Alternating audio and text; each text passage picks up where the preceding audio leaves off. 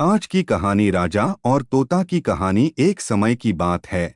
किसी एक राज्य में हरिशंकर नाम का राजा राज करता था। उस राजा के 3 बेटे थे। उसकी ख्वाहिश थी कि वह उसका सबसे काबिल बेटा उसकी राजगद्दी संभाले, लेकिन वह इस बात लेकर संशय में था कि तीनों में से किसे वह अपना राजपाट सौंपे। एक दिन राजा को एक तरकीब सूझी। उसने उसी समय अपने तीनों बेटों को बुलाया और कहा, बेटे, आज मैं तुम सबसे एक सवाल पूछता हूं। अगर तुम लोगों के सामने एक गुनहगार खड़ा हो तो तुम उसके साथ क्या करोगे? इस पर राजा के पहले बेटे ने कहा, उस अपराधी को सजाए मौत दी जानी चाहिए।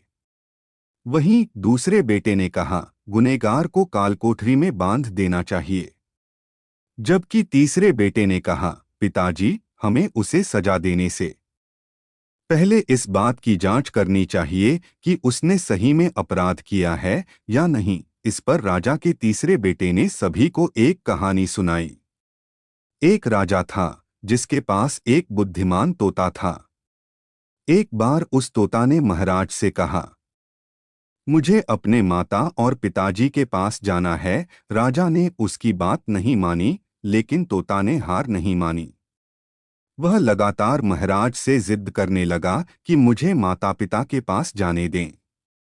अंत में राजा ने तोता की बात मान ली और कहा, ठीक है, तुम अपने माता पिता से मिलकर आओ, लेकिन वहां ज्यादा दिन नहीं रुकना। राजा ने तोता को केवल 5 दिन की अनुमति दी और कहा, तुम 5 दिन में अपने परिवार वालों से मिलकर लौट आना। इसके बाद तोता 5 दिन के लिए अपने माता पिता के पास चला गया।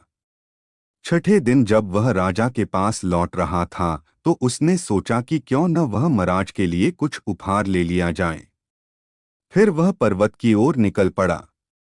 दरअसल वह महाराज के लिए अमृत फल लेना चाहता था।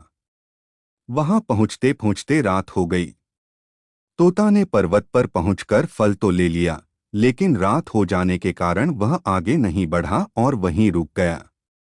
उस रात जब तोता सो रहा था, तभी एक सांप वहां आया और उसने राजा के लिए गए अमृत फल को खाने लगा। सांप ने फल को खाया, इस कारण उस फल में जहर फैल गया था। हालांकि तोते को इस बात की भनक तक नहीं थी।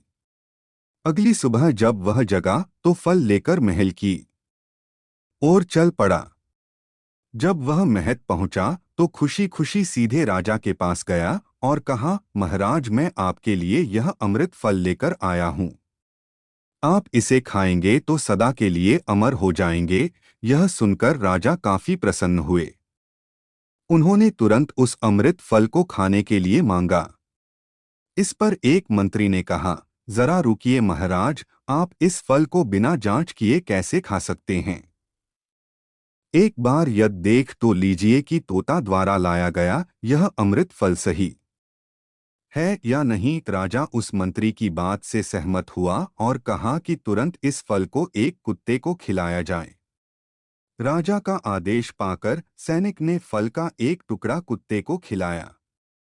फल खाते ही कुत्ते की मौत हो गई। यह देख राजा गुस्से से आग बबूला हो गया।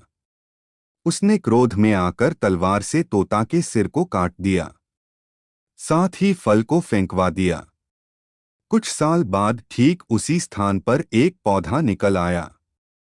यह देख राजा को लगा कि यह उसी जहरीले फल का पौधा है।